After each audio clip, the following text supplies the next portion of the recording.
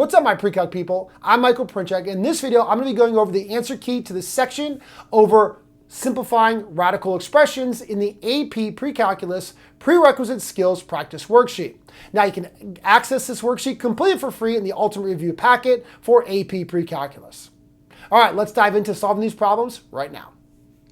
All right, hopefully you guys have a good understanding of reducing square roots. Nothing too complicated here. So what we want to do is look for perfect square factors. So 75, we're going to say, well, that's 25 times 3. And 25 is, of course, a perfect square. It's on its best behavior, so it can bust out of that square root and become a 5.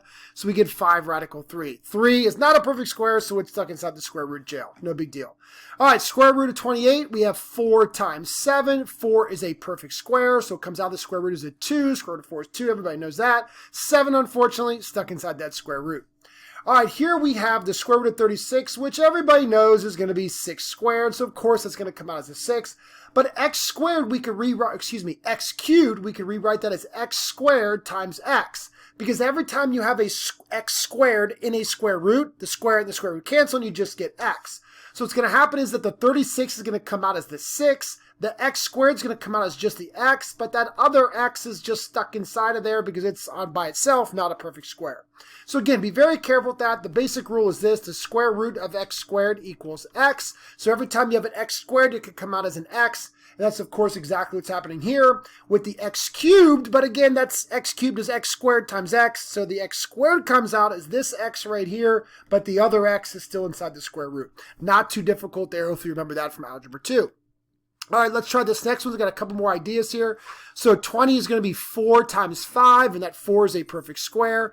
X to the 5th is x squared, x.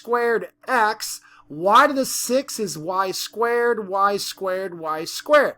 All right, now let me explain how this is going to work. The 4 is going to come out as a 2, nice and easy. This x squared is going to come out as an x. This x squared is going to come out as an x as well. And every one of these y's is going to come out as a y, so we get y times y times y. What's left inside is going to be that 5, and this x right here erased the first because it was not an x squared, it can't come out. And then on the outside, I could clean that up. That's going to be 2x squared y cubed times the square root of 5x. Pretty simple, not too difficult there as well. Hopefully everybody understands that. I don't think there's too much going on there, but some kids do make some time to kind of just review that idea. All right, now cubes are the same thing as squares, but you got to be a perfect cube. So to come out of a cube root, you got to be like an x cubed. Then that comes out as just x. Nice and simple.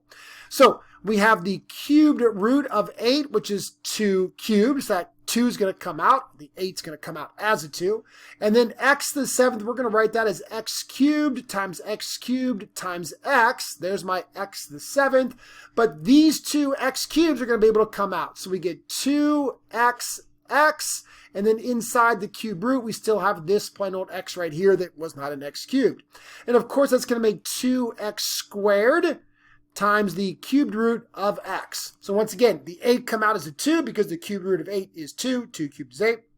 And then the x cubed and the other x cubed both came out as x's, but they multiplied to make an x squared on the outside. And then that other x is still stuck inside there. All right, what about when it comes to adding square roots? Well, the only way you can add square roots is if they're the exact same square root. So let's reduce this and see if we can make these add. So we have 3 square root of 2 plus 2, but 18 can be written as 9 times 2, and 9 is, of course, a perfect square. So we have 3 radical 2 plus, when that 9 comes out as a 3, it multiplies by that 2, and we get 6 square root of 2.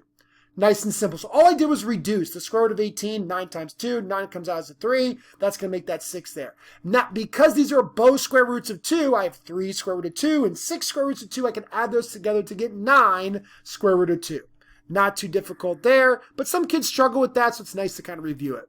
All right, here's another one with subtracting. So once again, let's reduce this. So 20 is 4 times 5, minus 45 is 9 times 5, getting those perfect square factors. So 4 comes out as a 2, hits the 2 that's already there, and we get a 4 radical 5, minus 3 radical 5. That 9 is a perfect square, so it can come out as a 3.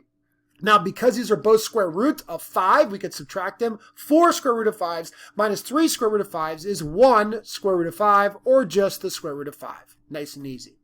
All right, now I'm sure you've heard of rationalizing the denominator. This is where we want to get rid of square roots and denominators. So all we have to do is multiply by the square root in the denominator that we don't want. So we're going to multiply the top and the bottom by the square root of 2. On top, we get 2 radical 6. When a square root multiplies by another square root, the two numbers inside are allowed to multiply. In the bottom, we get 4 times 2, because the square root of 2 times the square root of 2 is just 2. So that's going to be 2 radical 6 over 8. And of course, the 2 and the 8, both on the outside of the square roots, can reduce. So we get radical 6 over 4. Nice and easy, but again, always nice to review that. All right, this next one is a square root over top of a square root. So one thing we could do here is make this one giant square root with the 100x to the 5th over 5x to the 8th. Then we could do a little bit of math inside that square root. 100 divided by 5 is 20.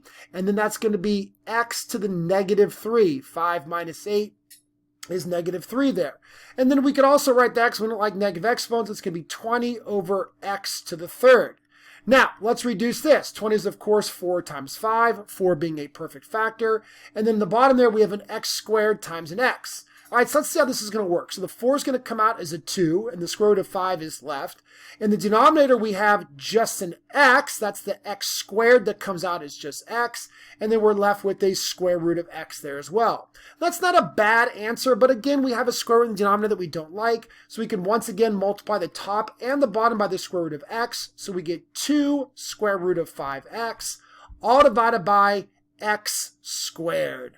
All right, why is that getting an x squared there? Because radical x times radical x, because x is just x, times the other x that was already here makes the x squared. So a little bit ugly there. That's kind of a tricky problem, not always a fun one. There's a couple actually other ways you could do that. You could reduce the numerator and the denominator together or individually, then combine. A couple of different things you could do there, but not too bad overall. But just make sure you know how to reduce square roots. It's actually not a huge thing in AP Pre-Calculus. It's just going to be expected of you, but something you should know how to do for a couple little things.